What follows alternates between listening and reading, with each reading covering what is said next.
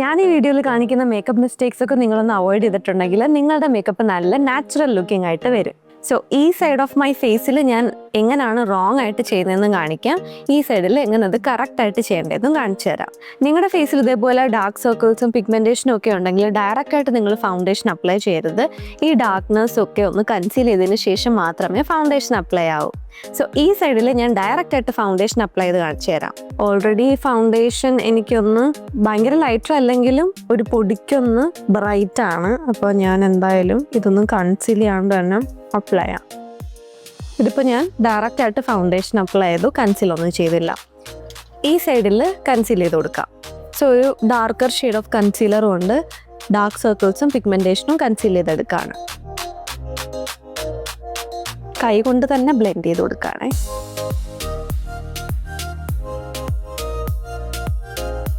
Extra product ഒന്നും എടുത്തില്ല, അതിൽ ബാക്കിയുള്ളത് തന്നെയാണ് ഈ ഫോർഹെഡിലും കൂടെ ചെറുതായിട്ട് അങ്ങ് അപ്ലൈ ചെയ്തു.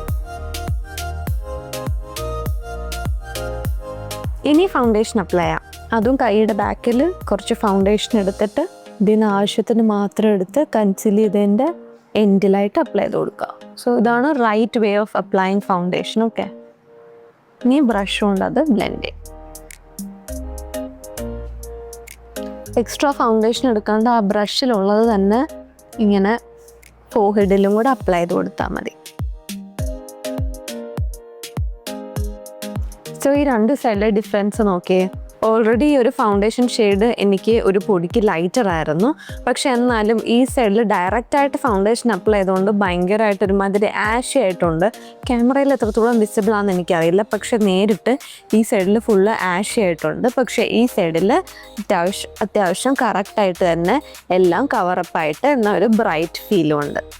അടുത്തത് ഞാൻ എപ്പോഴും പറയുന്ന ഒരു കാര്യമാണ്, ഒരിക്കലും ഒരു ബ്ലാക്ക് ഷെയ്ഡ് കൊണ്ട് ഐബ്രോസ് ഡിഫൈൻ ചെയ്യരുത്. എപ്പോഴും ഒരു ഡാർക്ക് ബ്രൗൺ ഷെയ്ഡ് മാത്രമേ യൂസ് ചെയ്യാവൂ എന്നുള്ളത്. ഈ സൈഡിൽ ഞാനൊരു ബ്ലാക്ക് ഷെയ്ഡ് വെച്ച് ഐബ്രോസ് ഫിൽ ചെയ്ത് കാണിച്ചു തരാം.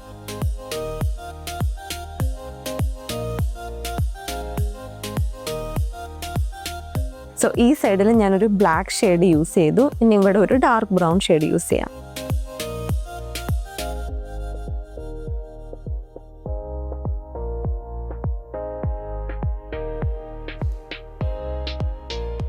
കണ്ടോ, ഡാർക്ക് ബ്രൗൺ യൂസ് ചെയ്യുന്ന സൈഡാണ് അത്യാവശ്യം നാച്ചുറൽ. ബ്ലാക്ക് യൂസ് ചെയ്താൽ ഒട്ടും നാച്ചുറൽ ആവില്ല, ഒരുമാതിരി കുട്ടികൾക്ക് വരച്ചു കൊടുത്ത പോലെ ഇരിക്കും. നെക്സ്റ്റ് വൺ എന്താണെന്ന് വെച്ചാൽ, ഒരിക്കലും കോമ്പാക്ട് പൗഡർ എടുത്ത് ആ ഒരു സ്പഞ്ചിൽ ഡയറക്റ്റായിട്ട് എടുത്ത് അപ്ലൈ ചെയ്ത് കൊടുക്കലും. അങ്ങനെ ചെയ്ത് കൊടുത്താൽ ഭയങ്കര കേക്കിയും ആവും, ആഷി ആയിട്ട് തോന്നിക്കാനും ഒക്കെ ചാൻസസ് ഉണ്ട്. ഈ സൈഡിൽ ഞാൻ അങ്ങനെ ഡയറക്റ്റായിട്ട് അപ്ലൈ ചെയ്യുന്ന കാണിച്ചു തരാം.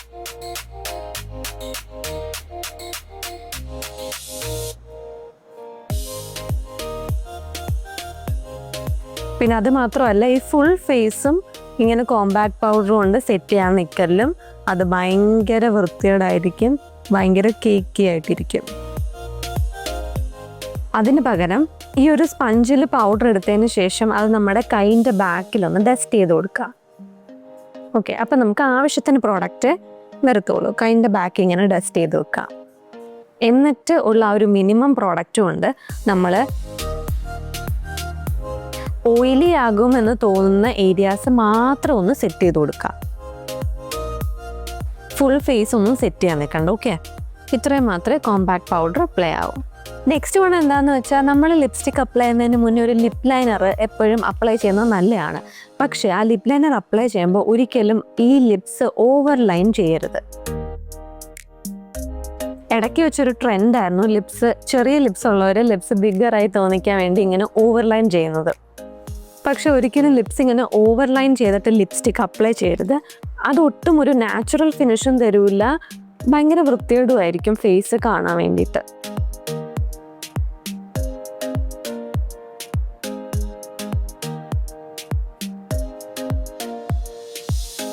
അതിന് പകരം ലിപ് ലൈനർ നമ്മുടെ ലിപ്പിൻ്റെ ഷേപ്പ് അനുസരിച്ച് വരച്ചു കൊടുക്കുക. എന്നിട്ട് ലിപ്സ്റ്റിക് അപ്ലൈ ചെയ്യാം.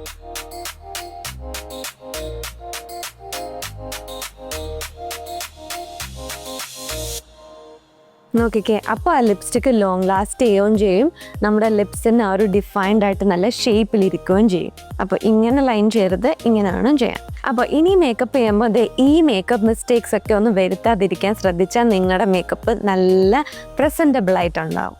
അപ്പോൾ വീഡിയോ ഇഷ്ടമായെങ്കിൽ ലൈക്ക് ചെയ്യാനും ഷെയർ ചെയ്യാനും സബ്സ്ക്രൈബ് ചെയ്യാനും ഒന്നും മറക്കണ്ട. അപ്പോൾ നമുക്കിനി അടുത്ത വീഡിയോ ആയിട്ട് കാണാം. ബൈ.